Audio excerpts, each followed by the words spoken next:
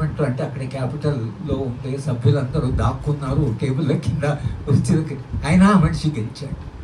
ఎవరు గెలిపించుంటారు? అమెరికా ప్రజలు ఓటు వేసి ఉండొచ్చు, కానీ నామ్ చామ్స్కీ గత 30-40 ఏళ్ళుగా అమెరికా ప్రజాస్వామ్యం కాదు, ఒక 30 పుస్తకాలు రాసి ఉంటుంది. నేను కూడా నామ్ చామ్స్కీని క్లాస్ రూమ్లో బోధించేవాడిని. ప్రతి పుస్తకంలో ఆయన రాసింది నిజానికి అమెరికాలో ప్రజల ప్రమేయం లేకుండా ప్రభుత్వాలు నడుస్తుంటాయి, దాని వెనుకుండే కార్పొరేట్ శక్తులే అమెరికాను నడిపిస్తుంటాయి అనేది ఆయన ఎన్ని పుస్తకాలను రాశారు. పొలిటికల్ ఎకానమీ, హ్యూమన్ రైట్స్ అని 2 వాల్యూమ్స్ రాశారు. అవి బ్యాన్ కూడా చేశారు ఆ పుస్తకాన్ని. దాని కొరకు మళ్ళీ పెద్ద పోరాటం చేశారు. అమెరికా లాంటి సమాజం కూడా ఎవరి తీవ్ర సంక్షోభంలో, ప్రపంచవ్యాప్తంగా ఏ దేశాన్ని చూసినా ఒక సంక్షోభం ఉంది. వస్తున్న నాయకత్వం ఏదైతుందో అది చాలా విచిత్రమైన నాయకత్వము ఈ పెట్టుబడుల నుంచి వస్తున్నది. మన దేశానికి వచ్చేవరకు హైదరాబాద్ నగరానికి ఒక ప్రత్యేకమైన చరిత్ర ఉంది. బాంబే, కలకత్తా, కాస్త బెంగళూరు లేదా ఈ పెద్ద నగరాలు ఏవైతున్నాయో అవి పారిశ్రామికంగా ఎదిగి ఆ నగరాలు అభివృద్ధి చెందాయి.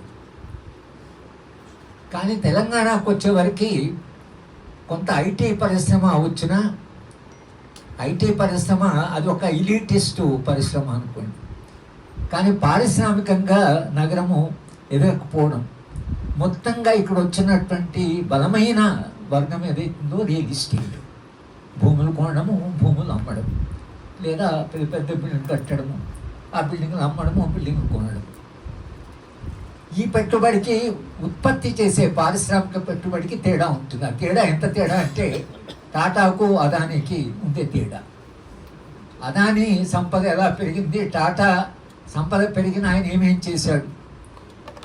టాటా బిర్లాను మనం కూడా కమ్యూనిస్ట్ పార్టీ మొదటి నుంచి విమర్శిస్తూ ఉన్నాం, కానీ వాళ్ళతో వీళ్ళం పోల్చుకుంటే వాళ్ళు చాలా గొప్పవాళ్ళు కనిపిస్తున్నారు.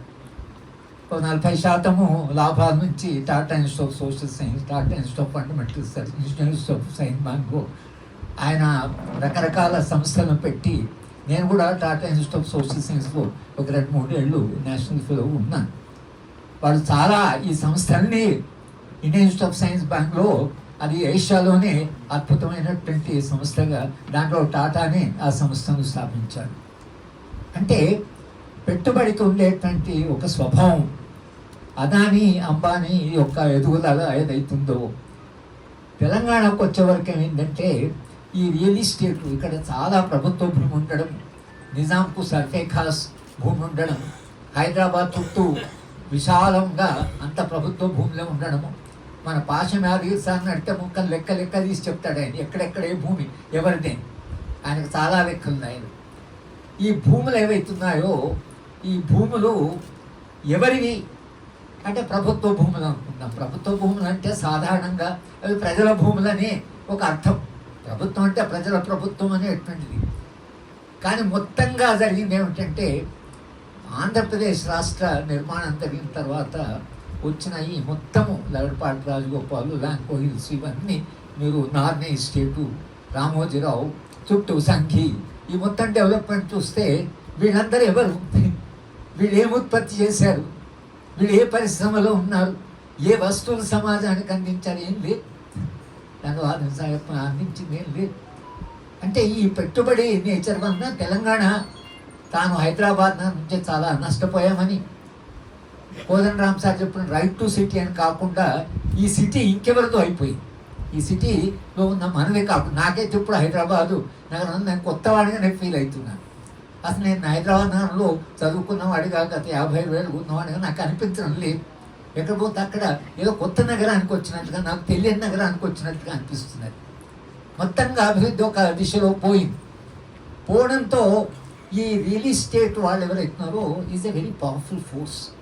ఇవాళ తెలంగాణలో వాళ్ళు చాలా బలమైన వర్గంగా ఎదిగారు. వాళ్ళ దగ్గర లక్షల కోట్ల డబ్బులు ఉన్నాయి కనుక వాళ్ళు మొత్తంగా వాళ్ళే అభివృద్ధి నమూనా నిర్ణయిస్తున్నారు. మనము ఏం చెప్పినా, దాని గురించి ఏం మాట్లాడినా, ఇది ఏదో మాట్లాడుతూనే ఉంటారు వీళ్ళు. చాలా కాలం 30-40 ఏళ్ళు పౌర హక్కులు మాట్లాడుతూ ఏం మాట్లాడుతూనే ఉంటారు.